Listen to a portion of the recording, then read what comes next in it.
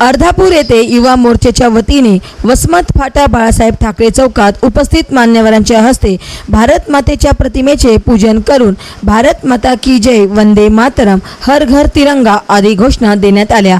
अर्धापूर येथे मुख्य रस्त्याने भव्य मोटरसायकल तिरंगा रॅलीचे आयोजन करण्यात आले होते। यामध्ये असंख्य देशप्रेमी नागरिक तरुण उपस्थित होते।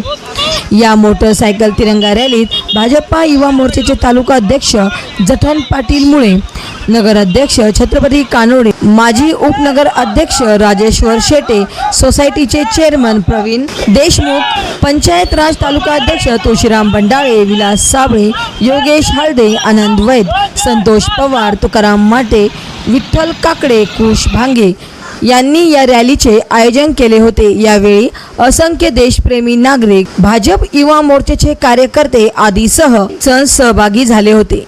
महाराष्ट्र वाईब न्यूज प्रतिनिधी सखाराम क्षीरसागर, अर्धापूर, जिल्हा नांदेड।